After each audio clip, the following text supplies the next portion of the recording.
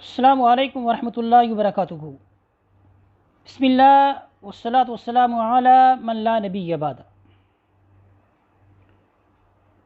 آج جو حدیث پاک پڑھنے لگے ہیں یہ انتہائی زیادہ اہم ہے۔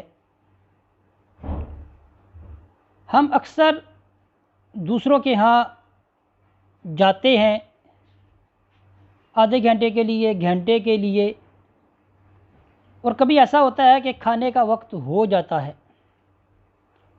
پھر جو گھر والے ہوتے ہیں وہ کہتے ہیں کہ بھی کھانا آپ نے کھا کے جانا ہے، کھانا تیار ہے، اور جو مہمان بن کر آتا ہے، خواہ وہ مہمان بن کر نہیں بھی آیا، وہ اپنا گھر سمجھ کے آتا ہے، لیکن جب اس کو کھانے کا کہا جاتا ہے کہ بھئی کھانا کھا کر جاؤ، تو وہ پھر کہتا ہے کہ بھئی مجھے بھوک نہیں ہے۔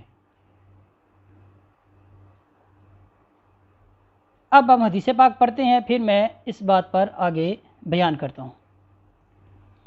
ابن ماجہ نے اسماء بنت یزید رضی اللہ تعالی عنہا سے روایت کی، نبی کریم صلی اللہ تعالی وسلم کی خدمت میں کھانا حاضر لایا گیا۔ حضور صلی اللہ تعالی وسلم نے ہم پر پیش کیا، ہم نے کہا ہمیں خواہش نہیں ہے۔ فرمایا بھوک اور جھوٹ دونوں چیزوں کو اکٹھا مت کرو۔ حضور صلی اللہ علیہ وسلم نے کیا فرمایا؟ بھوک اور جھوٹ دونوں چیزوں کو اکٹھا مت کرو۔ یعنی مطلب کیا اس حدیث پاک کا؟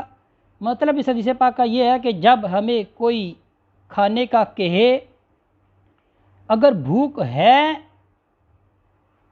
تو اس کی دعوت کو قبول کر لے، اور اگر بھوک بھی ہے اور جھوٹ بھی بولا تو پھر کیا ہے، اس نے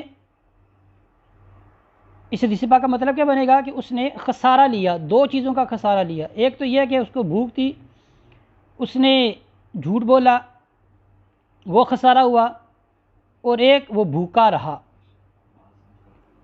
اب مقصد کیا ہے؟ مقصد یہ ہے کہ اگر آپ شرم محسوس کرتے ہیں کہ بھئی ہم آئے ہیں کھانا کھائیں گے، تو پھر آپ یہ کہیں کہ بھئی میں نے کھانا ابھی نہیں کھانا، گھر جا کے کھانا ہے۔ اور یہاں پر جو کھانا کی صلح کر رہا ہے، یعنی کہہ رہا ہے کہ بھئی آپ کھانا کھا کے جائیں، ان کو بھی چاہیے کہ وہ زیادہ اصرار نہ کریں، تاکہ وہ سامنے والا جو آیا ہوا ہے ان کے گھر میں مہمان بن کر، وہ جھوٹ نہ بولے۔ تو ان دونوں صورتوں میں کرنا کیا ہے؟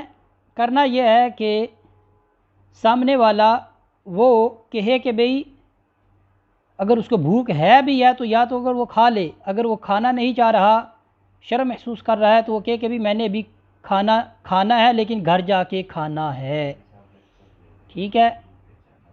اور اس صورت میں جو کھانا کی دعوت دے رہے ہیں ان کو بھی چاہیے کہ ان کو زیادہ اصرار نہ کریں۔